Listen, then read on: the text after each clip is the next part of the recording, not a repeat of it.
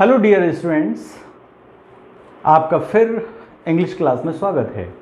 हमने पिछले वीडियो में बात की थी प्रेजेंट टेंस के सेंटेंसेस को एक्टिव वॉइस से पैसिव वॉइस में कैसे चेंज किया जाता है। मुझे आशा है कि आपको पूरी तरह से वो समझ में आ गया होगा। अगर ना आया हो तो एक बार फिर आप वीडियो को ज़रूर देखें। आज हम बात करने वाले हैं पास्ट टेंस के सेंटेंसेस को एक्टिव वॉइस से पैसिव वॉइस में कैसे ले जाया जाता है। अभी यहाँ हमारे पास पास्ट टेंस का जो सिंपल टेंस है यानी इंडेफिनिट जो जिसे बोलते हैं, उसके कुछ एग्जाम्पल्स दिए हुए हैं। अब आप देखिए यहाँ पर एक्टिव वॉइस का जो फार्मूला है पास्ट सिंपल का, वो सब्जेक्ट, वर्ब की सेकंड फॉर्म और ऑब्जेक्ट। याद रखिए, आपको वर्ब्स की फॉर्म्स ज़रूर याद होना चाहिए और ये हो सकती हैं सिर्फ अभ्यास के साथ। तो जब भी पास्ट सिंपल या पास्ट इंडेफिनिट की बात आती है तो उसमें सब्जेक्ट, वर्ब की सेकंड फॉर्म और ऑब्जेक्ट इस्तेमाल किया जाता है। अब देखिए आप, फर्स्ट सेंटेंस, उसने चाय ली।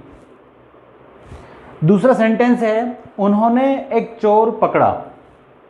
तीसरा सेंटेंस है, आपने हमें अंग्रेजी पढ़ाई या सिखाई।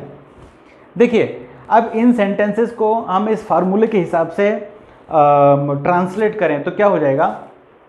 उसने चाय ली means she took tea, take की second form took, right, she took tea. अब यहाँ इसको हम अगर पैसिव वॉइस में ले जाएं तो यहाँ देखिए इसका जो फार्मूला है, वो जो टी लास्ट में ऑब्जेक्ट था उसको हम पहले ले आते हैं। तो टी वॉज टेकन बाय हर। यहाँ देखिए आप, प्रेजेंट इंडेफिनिट के जो सेंटेंसेस को हमने एक्टिव से पैसिव बनाया था तो हम helping verb is, am, are इस्तेमाल कर रहे थे पैसिव वॉइस बनाते समय। और यहाँ पास्ट इंडेफिनिट या पास्ट सिंपल के सेंटेंसेस को जब हम पैसिव वॉइस बना रहे हैं तो यहाँ पर हेल्पिंग वर्ब हम इस्तेमाल कर रहे हैं वाज या वर। वाज अगर ऑब्जेक्ट सिंगुलर है तो वाज और प्लूरल है तो वर, ये आपको ध्यान रखना है। दूसरा जो सेंटेंस था, उन्होंने एक चोर पकड़ा, तो उन्होंने को हम बोलेंगे दे कॉट अ थीफ। यहाँ कॉट, कैच की सेकंड फॉर्म इस्तेमाल कर रहे हैं, right, they caught a thief. इसी सेंटेंस को अगर हम उधर पैसिव वॉइस में ले जाएंगे तो ये होगा अ thief was caught by them. यहाँ जो खास आपको ध्यान देना है वो वर्ब की थर्ड फॉर्म इस्तेमाल हो रही है। मैंने पिछली बार भी आपको बताया था, a thief was caught by them, right, they का उधर चेंज हो गया देम। नेक्स्ट सेंटेंस है, आपने हमें अंग्रेजी सिखाई। इसको हम ट्रांसलेट करेंगे पास्ट सिंपल के हिसाब से, तो you taught us English, right. यहाँ टॉट टीच की सेकंड फॉर्म है, राइट। उधर जब हम इसको पैसिव वॉइस में लेकर के जाएंगे तो खास ध्यान रखने वाली बात यहाँ पर यह है कि यहाँ दो ऑब्जेक्ट दिख रहे हैं, अस भी और इंग्लिश भी। अब यहाँ कभी कभी कंफ्यूज हो जाते हैं कि यहाँ हम इंग्लिश इस्तेमाल करें एज एन ऑब्जेक्ट या अस इस्तेमाल करें, तो वो दोनों तरह से ही ठीक होगा। देखिए, मैं आपको दोनों तरह से बता रहा हूँ। अगर आप अस को रखेंगे तो अस का हो जाएगा we, we were taught English by you, right. अगर इंग्लिश को रखेंगे तो English was taught us by you. दोनों ही तरह से ये ठीक है। यहाँ ज़्यादातर जो स्टूडेंट्स हैं वो कंफ्यूज हो जाते हैं, राइट। और अगर ध्यान रखिए, अगर ये निगेटिव बनाना हो आपको या निगेटिव दिया हो तो ये जैसे हो जाएगा, उसने चाय ली, उसने चाय नहीं ली, तो ये हो जाएगा she did not take tea. जैसा कि मैंने आपको बताया था टेंस पढ़ाते समय कि पास्ट इंडेफिनिट में निगेटिव बनाते समय सेकंड फॉर्म से फर्स्ट फॉर्म में आ जाता है, राइट। और अगर उसी को बनाना हो तो T was not taken by हर। इस तरह से हम अगर निगेटिव दिया हो तो उसको भी पैसिव वॉइस में चेंज कर सकते हैं, अगर इंटेरोगेटिव दिया हो तो उसको भी पैसिव वॉइस में चेंज कर सकते हैं। जैसे यहाँ पर इंटेरोगेटिव होता डिड शी टेक टी। अब अगर आपको एग्जाम में बोलते हैं कि इसको पैसिव वॉइस में चेंज करो तो यहाँ हो जाता was T taken by her, question mark लग जाता। ये आपकी सुविधा के लिए बता रहा हूँ मैं, और कई सारे सेंटेंसेस लेकर के आप अभ्यास कर सकते हैं। तो ये पास्ट सिंपल के जो सेंटेंसेस हैं उनको किस तरह से पैसिव वॉइस में चेंज किया जा सकता है। पास्ट कंटिन्यूअस के जो सेंटेंसेस हैं उनको एक्टिव से पैसिव बनाना बहुत आसान है। ये बिल्कुल वैसे ही है जैसे प्रेजेंट कंटिन्यूअस के सेंटेंसेस को आपने एक्टिव से पैसिव बनाना सीखा था। वहाँ हम helping verb is am are का कर रहे थे, is am are helping verb का इस्तेमाल कर रहे थे, और यहाँ पर वाज और वर का इस्तेमाल करेंगे, बाकी तरीका वही है। देखिए आप यहाँ पास्ट टेंस के कुछ एग्जाम्पल दिए हुए हैं एक्टिव वॉइस के। जैसे फर्स्ट एग्जाम्पल है सांप मेंढक निगल रहा था, राइट। अब आपको वर्ब पता होना चाहिए निगलने के लिए क्या इस्तेमाल करते हैं, राइट। तो यहाँ सब्जेक्ट वाज, अगर सांप सिंगुलर है आप जानते हैं तो वाज आएगा, और वर्ब में आईएनजी लगती ही है, आपको मालूम है। जैसे ही कंटिन्यूअस आता है तो वर्ब में आईएनजी लगना पक्का है, राइट। और object the snake was swallowing a frog, right. इसको जब हम पैसिव वॉइस में ले जाएंगे तो a frog was being swallowed by the snake. अगर इंट्रोगेटिव होता है तो आप वाज पहले रख देंगे इधर एक पैसिव वॉइस में, अगर इधर यहाँ इंट्रोगेटिव होता तो इसका वाज भी पहले आ जाता, राइट। अब देखिए नेक्स्ट एग्जाम्पल, छात्र पत्र लिख रहे थे, स्टूडेंट्स वर राइटिंग लेटर्स। इसको हम फिर पैसिव वॉइस में ले जाएंगे तो क्या होगा, पहले क्या हो जाएगा, देखिए letters were being written by students. Write की थर्ड फॉर्म रिटन, ध्यान रखिएगा, और लेटर्स प्लूरल है इसलिए हम वर यहाँ इस्तेमाल करेंगे। यहाँ भी स्टूडेंट्स प्लूरल तो वर इस्तेमाल किया गया है। तो इस तरह से पास्ट टेंस का जो कंटिन्यूअस पार्ट है उसके जो सेंटेंस हैं एक्टिव से पैसिव में इस तरह से चेंज किए जा सकते हैं। और भी कई सारे आप एग्जाम्पल ले सकते हैं। मैंने बहुत सारे सेंटेंसेस उपयोग किए हैं और हर टेंस में अलग अलग सेंटेंसेस मैंने इस्तेमाल किए हैं। अगर आप चाहें तो सब सेंटेंसेस का कलेक्शन कर सकते हैं। अब बारी आती है पास्ट परफेक्ट की। डियर स्टूडेंट्स, ये जो पास्ट परफेक्ट जो टेंस है सबसे सरल माना जाता है, क्योंकि सारे सब्जेक्ट के साथ हेड, सबके साथ वर्ब की थर्ड फॉर्म और ऑब्जेक्ट, सो सिंपल। और इसके जो सेंटेंसेस हैं उनको पैसिव वॉइस में बनाना भी सरल है। देखिए कैसे, यहाँ एक एग्जांपल दिया, मैं पर्याप्त समय दे चुका था।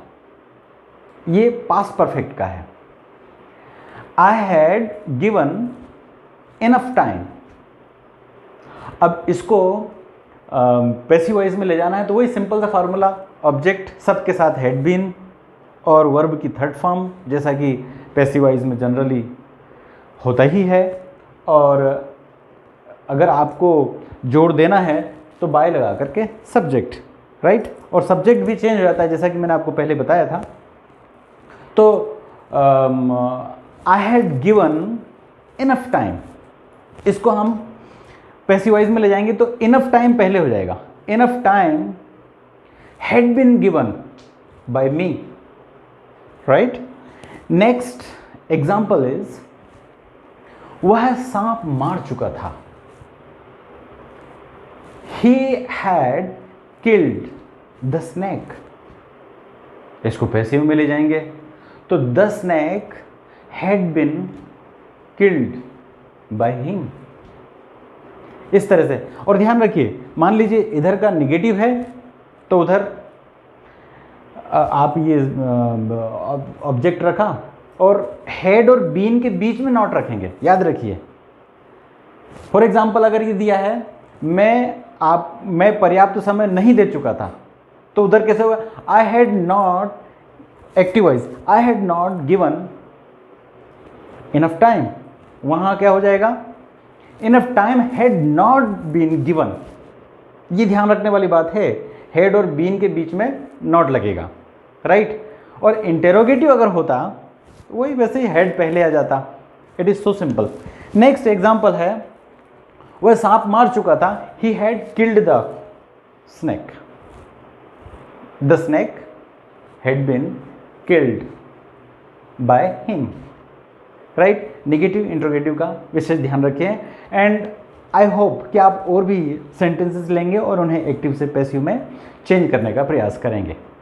डियर स्टूडेंट्स, अब हम बात कर रहे हैं फ्यूचर टेंस के इंडेफिनिट टेंस के जो सेंटेंसेस हैं उनको कैसे एक्टिव से पैसिव में चेंज कर सकते हैं। सबसे पहले तो आप देखिए कि एक्टिव वॉइस जो होता है इंडेफिनिट का, उसका जो फार्मूला होता है बहुत सरल होता है, सब्जेक्ट और इसमें हेल्पिंग वर्ब के रूप में विल या शेल इस्तेमाल होता है। और आपको मैंने पहले ही बताया है कि शेल किन किन सब्जेक्ट या प्रोनाउन के साथ इस्तेमाल किया जाता है, और वो एक बार बता देता हूँ। अच्छा, आई और वी के साथ, राइट, और सभी के साथ विल का उपयोग करेंगे, और इसमें वर्ब की फर्स्ट फॉर्म इस्तेमाल होती है, राइट। तो देखिए यहाँ एक एग्जाम्पल दिया हुआ है, मैं एक गुड़िया बनाऊंगा या मैं गुड़िया बनाऊंगा। तो इसको ट्रांसलेट करते हैं तो I shall make a doll, right. अब इसको पैसिव वॉइस में ले जाने के लिए जैसा कि नियम है, ऑब्जेक्ट पहले हो जाता है और इस सेंटेंस में ऑब्जेक्ट है अ डॉल, तो ये होगा a doll will be made by me. अब देखिए, अब आप देखेंगे कि इधर शेल का इस्तेमाल हुआ है, तो यहाँ आई डिसाइड करता है कि शेल आएगा या विल, और यहाँ पर आपका जो ऑब्जेक्ट है वो है डॉल, और डॉल के साथ विल ही इस्तेमाल होगा, राइट। नेक्स्ट सेंटेंस इज, वह आपको आमंत्रित करेगा, तो वह के लिए हम ही विल इनवाइट यू। इसको पैसिवाइज में ले जाने के लिए यहाँ अब ऑब्जेक्ट यू है, तो ऑब्जेक्ट यू हो जाएगा, you will be invited by him. Negative और इंट्रोगेटिव को वैसे ही फॉलो करेंगे जैसे पिछले सेंटेंसेस में मैंने आपको बताया था, राइट। अब ये जो सेंटेंस है इनकी अगर हेल्पिंग वर्ब हम पहले रख दें तो इंटेरोगेटिव हो जाएगा, और विल और बी के बीच में अगर हम नॉट रख दें तो निगेटिव हो जाएगा। इस तरह से फ्यूचर इंडेफिनिट की जो सेंटेंसेस हैं उनको हम पैसिव वॉइस बना लेते हैं। I hope you will try many more sentences. यह स्टूडेंट्स, अब बारी आती है फ्यूचर परफेक्ट टेंस की। जैसा कि मैंने आपको पहले भी बताया था कि फ्यूचर परफेक्ट के जो सेंटेंसेस होते हैं उनको कैसे ट्रांसलेट किया जाता है, एक बार और हम रिवाइज करेंगे, राइट। सब्जेक्ट विल या शैल, राइट, और सभी के साथ हैव आएगा, ये ध्यान रखिए। ये प्रेजेंट वाला फार्मूला नहीं लगेगा, जैसे सिंगुलर के साथ हैज़ लगा रहे हैं, प्लूरल के साथ हैव लगा रहे हैं, यहाँ सभी के साथ हैव इस्तेमाल करेंगे। हाँ, एक चीज़ ध्यान रखना है, आई और वी के साथ शैल होगा और सभी के साथ विल इस्तेमाल करेंगे, राइट। तो सब्जेक्ट विल या शैल, राइट, और उसके बाद में हैव वर्ब की थर्ड फॉर्म और ऑब्जेक्ट। अब हम एक सेंटेंस लेते हैं, हम खाना खा चुके होंगे या खाना खा चुकेंगे, इस तरह से भी हो सकता है। We shall have eaten food, right. अब देखिए इसी सेंटेंस को हम इधर एक्टिव वॉइस से पैसिव वॉइस में कैसे ले जाते हैं। ऑब्जेक्ट, जैसा कि आपको पता है, राइट, यहाँ ऑब्जेक्ट क्या है, food, right. Food will have been eaten by us. Us कैसे हुआ, क्योंकि यहाँ वी था। मैं पहले आपको बता चुका हूँ कि ये कैसे चेंज होगा, राइट। नेक्स्ट सेंटेंस लेते हैं हम, राम चाय बना चुका होगा या राम चाय तैयार कर चुका होगा, राइट। इसी को हम ट्रांसलेट करेंगे, Ram will have prepared T. अब हम इसको पैसिव वॉइस में ले जाएंगे, तो आपको ध्यान रखना है कि ऑब्जेक्ट क्या है। यहाँ ऑब्जेक्ट क्या है, क्या है, tea, right. Tea will have been prepared by Ram, right.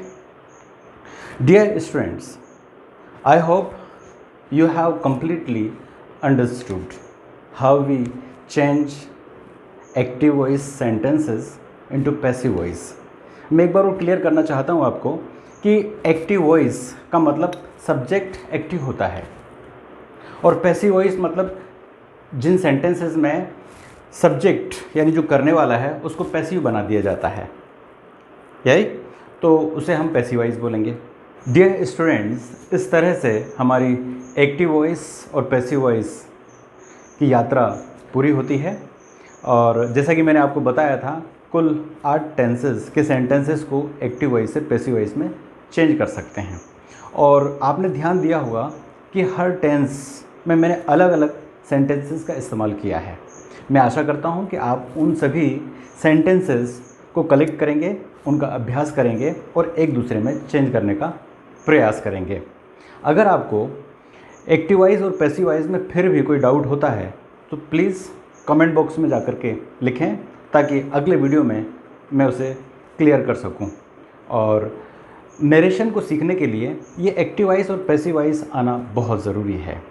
तो डियर स्टूडेंट्स, मिलते हैं अगले एपिसोड में कुछ नए अंदाज में और नए ग्रामर पैटर्न के साथ। Thank you.